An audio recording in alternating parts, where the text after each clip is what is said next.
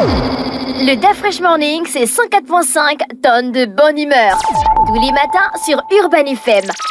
La meilleure radio de la capitale. La meilleure radio de la capitale. Vous êtes sur les 104.5 Urban FM, la station urbaine, et vous écoutez le DAF Fresh Morning. On a monsieur Jean-Fidèle Nzinguinzamba.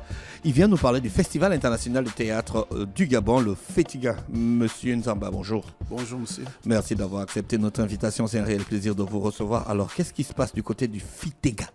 Bon, merci. Je suis Jean-Fidèle Nzinguinzamba, président du comité d'organisation du Festival international de théâtre du Gabon, qui a sa 20e édition. 20e édition. 20e édition, oui. Et je suis le porteur du projet en tant que directeur de l'atelier de théâtre gabonais. Et cette année, cette édition se tiendra sur 2 sites. Oui. Notamment à l'espace culturel Ibemounou. C'est un centre culturel qui est mis en place par les membres de l'atelier théâtre gabonais. Oui. Donc c'est une structure qui voudrait être comme un lieu d'échange, de création, de diffusion culturelle. Et c'est depuis 3 ans que nous avions lancé des activités là-bas. Donc il y a eu plusieurs activités, notamment les rencontres internationales de la femme artiste, le festival de danse urbaine à Yelekina, de Hussein Bikoro. Et là, nous entrons cette année, ce mois-ci, pour le FETIGA, voilà, qui va se tenir du 11 au 16 juillet prochain. 20 éditions. Vous êtes là depuis la première édition? Oui, je suis avec les autres et on travaille ensemble. Vous êtes un acteur, comédien? Artiste, comédien, metteur en scène, promoteur culturel, et voilà. À l'époque de la première édition, vous étiez jeune? Très jeune, j'étais très jeune. Qu'est-ce qui vous a motivé à vous lancer dans le théâtre? Vous savez, c'est d'abord un problème de passion. Vous savez, la passion tue l'homme. Donc, quand vous êtes passionné de quelque chose, quelles que soient les difficultés, vous arrivez à y parvenir. Et j'ai toujours eu un leitmotiv qui est le talent se mesure à la difficulté. En fait, vous avez joué dans plusieurs scènes? Oui. Vous avez joué dans quelle scène? J'ai joué, par exemple, dans la mort de l'Ouemi d'Adjumako. Je jouais dans... dans L'âme de l'ombre, que j'ai d'ailleurs mis en scène moi-même. Ah, d'accord. Voilà. J'ai monté une pièce de camerounaise de Joseph Kenny. Et j'ai aussi joué dans... il y a tellement trop de choses que je fais depuis mon enfance. Vous êtes formé ici au Gabon? Oui, ou bien à l'étranger? Non. L'étranger... on est mieux servi que lorsqu'on se sert soi-même. On est mieux chez soi. Moi, j'étais formé par l'École nationale d'art et manufacture, donc l'ENAM. Je suis sorti en 93. Et d'ailleurs, 93. D'ailleurs, avant même que je ne sorte de l'école, j'étais déjà en fonction au lycée Djo Dabani en tant qu'animateur culturel. Donc, j'ai mis en place un club, le club théâtre Dabani Théâtre du lycée Djo Dabani. Et 2 ans après ma sortie, j'étais engagé à Djo Dabani comme coordonnateur des activités socio-éducatives affectés par le ministère de l'Éducation. Est-ce que les acteurs gabonais viennent vers vous pour des formations? Oui. Parce que les gens, ils rentrent dans le cinéma au Gabon, on dirait que c'est le quartier. Hein. Oui, ils ne savent pas qu'ils doivent avoir une formation de dramaturge ou bien... Oui, non, mais vous savez, c'est le pays, je peux dire ça comme ça. Parce que lorsque les gens croient que c'est plus facile d'aller faire quelque chose sans passer par une formation, mais en tout cas pour les initiés, les adeptes de l'activité, on sait que celui-là n'a pas une formation et il faut trouver les gens pour le coacher, généralement. Mais nous, au niveau du théâtre, lorsque vous venez au théâtre, il y a des tests qu'on vous fait passer, on vous donne des textes, vous lisez, parce qu'il y a plusieurs critères qui rentrent en jeu, la diction, la mémorisation des textes, l'interprétation dramatique, et ainsi de suite. Vous êtes un ancien du théâtre. Est-ce que vous arrivez à faire des fois de la différence entre votre vraie vie et le théâtre, votre vrai tempérament et le théâtre? Oui, quand même. Peut-être vous faites le théâtre aussi dans votre vie. Hein? Mais bien sûr. Non, mais c'est inné, donc vous ne pouvez pas vous en passer. Voilà. C'est à chaque fois quand vous êtes quelque part. En tout cas, si vous me retrouvez à un endroit... Un moment, j'oublie que je suis d'abord Nzinguinzamba, mais au fait, c'est l'âme de l'artiste qui vit en moi. Ailleurs, à travers le théâtre, on retrace parfois l'histoire des grands rois et autres. Qu'est-ce que vous valorisez lorsque vous écrivez, peut-être? Non, moi, je n'écris pas, mais plutôt, je mets en scène des textes. Tout texte qui passe devant moi, lorsque j'ai lu le résumé de la pièce, je parcours les 10 premières pages et peut-être les 10 dernières. J'ai une On idée peut vous faire un synopsis du Da Fresh Morning et puis vous mettez en pièces le Da Fresh Morning. Pourquoi pas? Oui, si, ça arrive. Yaï.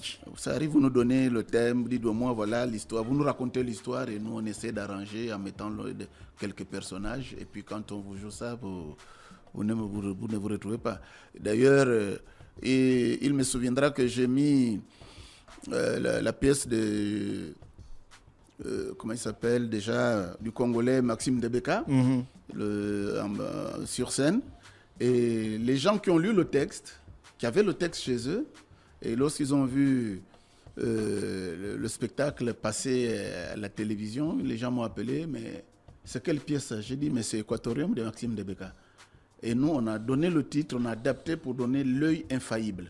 Parce que dans l'histoire dans cette pièce, il était question que c'est un chef de l'État qui a sa femme et la femme accouche des jumeaux, mais puisqu'il faut garder son pouvoir, et bien voilà, il sacrifie les jumeaux et il met en prison le monseigneur qui vient lui faire la remontrance. Et il va rencontrer un tradipraticien qui lui donne le fétiche, mais lui donne le fétiche avec une condition. À condition que c'est ma fille qui devienne votre femme parce que c'est elle qui doit entretenir le fétiche. Et l'œil infaillible, c'est un fétiche au salon. C'est comme une caméra en oui, ça voit tout. Qui voit tout ce qui se passe. Donc, dès que vous faites un mauvais mouvement, dès que l'œil cligne, eh ben, vous passez à l'abattoir, quoi. Ah oui. Et c'est comme ça qu'il va perdre son pouvoir parce que même la fille va partir et voilà. Donc, et comment se fait-il que les gens n'ont pas reconnu le texte à travers votre scène? Tout simplement parce que le jeu d'acteur joue beaucoup. Ça se joue beaucoup dans une interprétation dramatique. Et le titre aussi, on a joué avec le titre. Oui. Parce que si on mettait Équatorium, tout le monde devait savoir que c'est de Maxime Debeka. Mais nous avions mis adaptation de l'œuvre de Maxime Debeka. L'œil infaillible. Voilà. Est-ce que sur scène, il est plus difficile de mémoriser le texte, le jeu d'acteur ou encore de faire retransmettre les émotions? Non, ce n'est pas difficile. C'est un peu aussi difficile pour ceux qui viennent apprendre sur le tas. Mais nous avions suivi une formation au niveau de l'ENAM. Mais maintenant, de ces techniques d'apprentissage, lorsqu'on prend quelqu'un qui n'a jamais fait du théâtre, on lui donne tous les rudiments. Et lorsque vous avez mémorisé le texte, vous rentrez dans le personnage du texte. Dès que vous avez le personnage, vous avez les émotions qui surgissent et vous interprétez le texte tel que demandé par le metteur en scène. On vous a déjà sollicité pour des films? Je viens de jouer dans Mami Wata. J'ai joué le rôle du commissaire. C'est mon premier film d'ailleurs. Ah, d'accord. Voilà. Et c'est le premier tic que BEPAF c'est parti. Et voilà. Comment les gens vous ont apprécié? Ils vous ont fait des retours? Oui, j'ai des retours vraiment positifs. Et... On a critiqué beaucoup le commissaire là sur les réseaux sociaux. Ben oui, les gens, à un moment donné, les gens m'appellent parfois commissaire. Bon, vous savez, quand ça vous colle à la peau, vous pouvez voilà. Ouais. D'accord, donc le Festiga commence quand exactement? Ça commence le 11 avec un point de presse qui se fera du côté de l'Institut français. Et le 12 à 16h, nous avions une communication sur l'ARAC. L'ARAC, c'est la route des artistes de l'Afrique centrale. D'accord. Voilà, c'est un projet mis en place par 3 pays, donc le Cameroun, le Tchad et le Congo-Brazza, plus précisément la compagnie, l'espace culturel Yaro au Congo-Brazza, donc du côté de Pointe-Noire. Ils ont lancé un appel, un questionnaire, je veux dire, où il fallait expliquer un peu les difficultés. Et ils ont monté un projet qui est financé par l'Union européenne dans le cadre du programme créé en Afrique. Donc c'est un programme qui donne des bourses aux compagnies et aux artistes d'Afrique centrale. Mais une condition, c'est de faire le trajet, les tournées par route. Voilà. C'est aussi une façon pour nous d'interpeller les autorités pour qu'ils essaient d'arranger la route. Voilà. Oui, parce qu'eux, ils font les théâtres, c'était par la route. Par la route, ils allaient de ville en ville, village en village. Voilà. Et c'est même ce qui a fait en sorte que je sois parti à Pointe-Noire il y a 3 semaines. J'ai pris la route, je suis passé par Ndende, de Sala, Mokoro, etc. jusqu'à Dolisie, Pointe-Noire. Et donc aujourd'hui, ces projets, nous voudrions que tous les artistes en bénéficient. Et je m'en vais vous surprendre, les premiers bénéficiaires, c'est le FITEGA, parce que toutes les troupes que vous allez voir inscrites ici, les pays en dehors du Togo, les autres 4 pays, le Cameroun, le Congo, la RDC, le Tchad et la RCA, viennent par route parce que c'est le premier lancement et c'est ces troupes-là qui ont sollicité à participer au FITEGA que nous avions orienté pour obtenir leur transport. Aller-retour, tout ce qui concerne le voyage est pris en charge par l'ARAC. D'accord, ok. Voilà. Donc il y aura une conférence de presse le 11 juillet. Le 11 juillet. À l'Institut français. À partir de quelle heure? À partir de 11h. Et les festivités vont démarrer quand? À 16h. Du côté toujours de l'Institut français. Oui, oui. Monsieur Nzinguinzamba, on vous remercie d'avoir accepté notre invitation, sauf si vous avez d'autres informations. Oui, l'information c'est d'indiquer le lieu, parce que l'espace culturel Ibengounou, c'est nouveau, beaucoup de personnes ne connaissent pas encore. Ibengounou. Ça veut dire quoi? PK19. Ibengounou en langue pour nous veut dire la rencontre. Ah, d'accord. Donc l'espace culturel, Ibengounou veut dire le lieu de rencontre artistique et d'échange. C'est du côté du PK19, avant le grand garage. Il y a un Michelin au grand garage.